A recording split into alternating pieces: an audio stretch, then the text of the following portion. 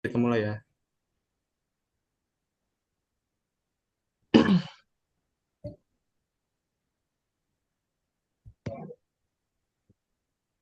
Oke Bang, Oke, kita mulai presentasinya ya. mungkin perkenalan dulu. Halo, ya halo semuanya. Selamat datang di presentasi kita dari kelompok kelompok berapa kita nih? Kelompok 5 ya. Nomor 5. Untuk UAS dari mata kuliah pemrograman web 1. Jadi di sini kita akan mempresentasikan atau menunjukkan source code dari aplikasi atau website yang telah kita buat ya. Oke. Bisa kita lihat dari struktur awal di sini. Ada doctype HTML yang menandakan bahwa ini adalah dokumen HTML5. Dan selanjutnya di sini ada elemen HTML. Dan elemen HTML ini adalah elemen root ya, dengan atribut lang sama dengan n yang artinya yang menandakan bahasa halaman adalah bahasa Inggris. Lalu masuk ke bagian head, berisi informasi meta tentang halaman seperti encoding karakter, viewport, dan judul halaman. Kita juga menyertakan link ke file CSS Bootstrap untuk desain responsif dan ke file CSS custom kita untuk styling tambahan. Lalu kita masuk ke struktur body. Di awal body sini ada fungsi navigasi. Nah, bagian ini adalah bagian navigasi yang dibuat menggunakan komponen navbar dari Bootstrap. Navbar ini responsif dan akan menyesuaikan tampilannya pada perangkat dengan berbagai ukuran layar. Link di navbar mengarah ke berbagai bagian dari halaman, memudahkan pengguna untuk menavigasi ke informasi yang mereka cari. Lalu selanjutnya adalah bagian header ya. Di sini bagian ini menggunakan komponen Jumbotron dari Bootstrap untuk menampilkan judul utama dan deskripsi singkat tentang halaman.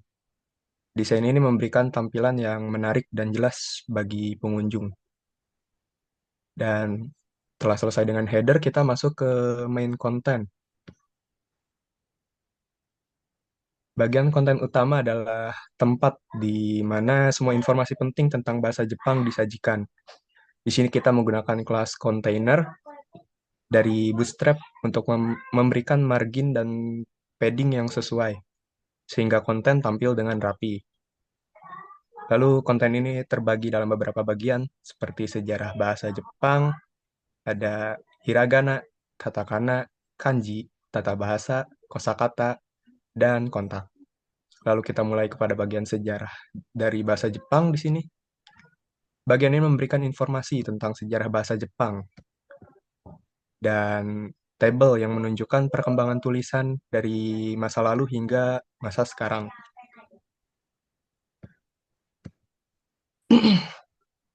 Dan kita telah selesai dengan bagian sejarah bahasa Jepang, maka kita akan masuk ke bagian hiragana, katakana, dan kanji.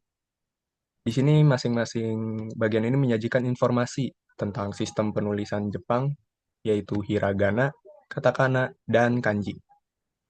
Setiap bagian dilengkapi dengan tabel, gambar, dan video pembelajaran untuk membantu pemahaman lebih lanjut.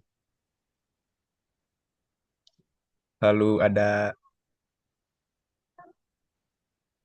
Lalu setelah selesai dengan bagian ini, kita akan masuk ke bagian yang menunjukkan tata bahasa dan kosakata.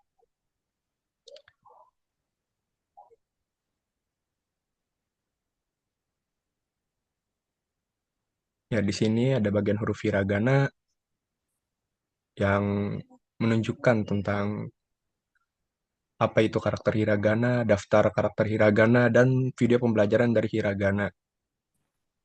Lalu setelah hiragana, kita memasuki ke bagian katakana.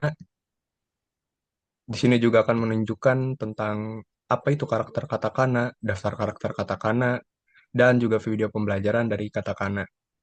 Dan sampai ke bagian huruf kanji, sama seperti bagian sebelumnya, di sini akan menjelaskan bagian tentang huruf kanji dan juga daftar-daftar dari bahasa kanji dasar ya.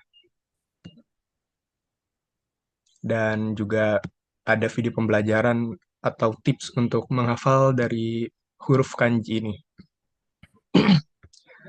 Dan setelah selesai dengan ketiga karakter tersebut, kita masuk ke tata bahasa dari bahasa Jepang. Bagian ini mencakup tata bahasa dasar dan kosakata penting dalam bahasa Jepang, mencakup penjelasan tentang struktur kalimat, partikel, kata kerja, dan frasa yang sering digunakan, seperti kata kerja dan konjungsi. Ada banyak bagian yang akan ditampilkan dalam bagian ini.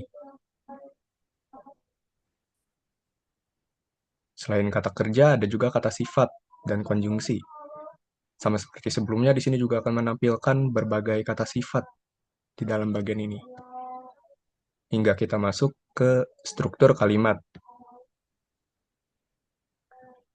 Lalu setelah struktur kalimat, kita juga akan menyediakan video pembelajaran untuk tata bahasa dari bahasa Jepang ini. Setelah itu, kita masuk ke bagian kosakata. Kita akan mengenal apa itu kosakata, dan ada berbagai macam kosakata seperti kata ganti orang,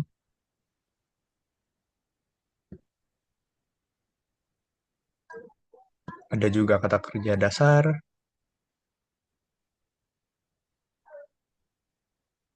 dan frasa dasar.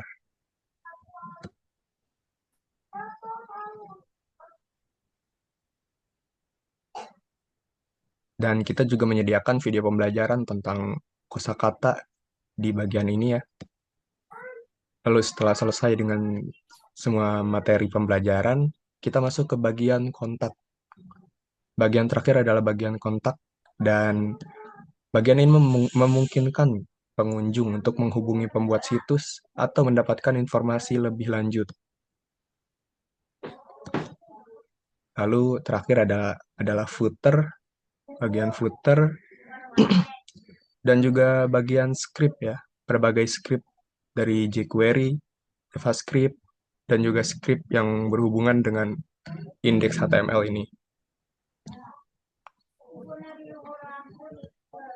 Setelah kita melihat source code ini, mungkin di sini Bang Farhan akan melanjutkan saya untuk melihat hasil dari source code ini.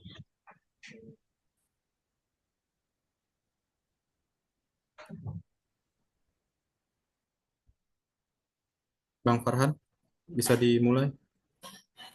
Bang, ini saya harus share screen dulu kali ya. Ini sudah Oke. saya share.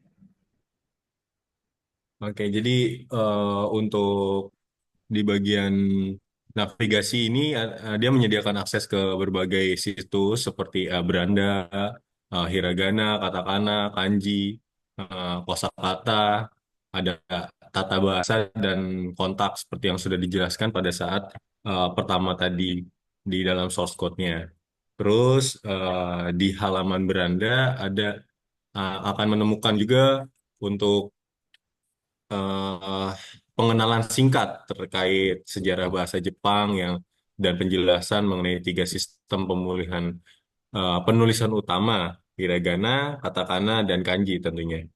Terus selanjutnya setiap halaman ini eh, subjek menawarkan daftar karakter lengkap dengan normalisasi, contoh penggunaan dan latihan untuk membantu mempelajari dan menguasai setiap sistem penulisannya kayak gitu. Terus halaman hiragana dan katakana itu dia menyertakan grafik karakter dasar dan tambahan serta ada video yang dilampirkan melalui YouTube link gitu yang membantu dalam mengenali dan menghafal setiap karakter kayak gitu. Terus di halaman kanji Nah, di halaman kanji ini dia menampilkan daftar karakter dasar yang sering digunakan untuk kehidupan sehari-hari gitu, menggunakan source code yang sudah dipanggil ke YouTube juga gitu. Bagian tata bahasa.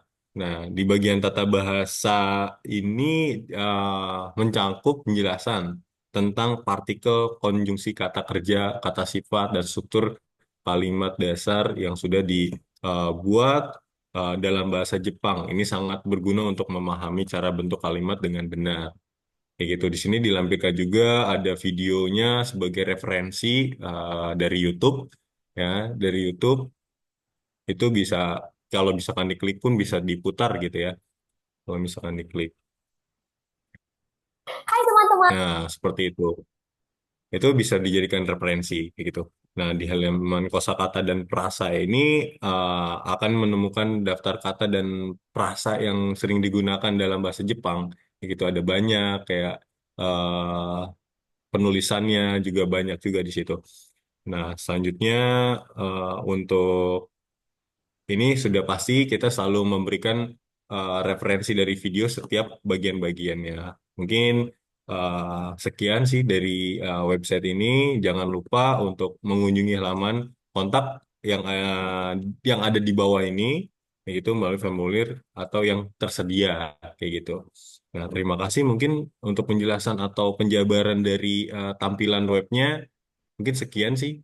Tidak ada yang bisa eh, jelaskan lagi karena untuk website ini masih dalam tahap maintenance dan upgrade lebih lanjut. Mungkin dari saya sekian sih, Oke, baik. Terima Bang, kasih Mas. Bang Ya, Rama dan Bang Farhan sudah mempresentasikan eh, ya, tugas UAS web pemrograman web satu ya. ya, betul. Mungkin sekian dari kita menjelaskan apa presentasi ini dan terima kasih sudah menyimak apa yang Bang Rama dan Bang Farhan sudah presentasikan. Oke, Sekian, baik, sekian dan terima kasih. Oke. Terima kasih. Terima kasih. baik. Terima kasih juga untuk mas-masnya, rekan-rekan sudah menyempatkan waktunya. Ya, terima kasih. Terima kasih.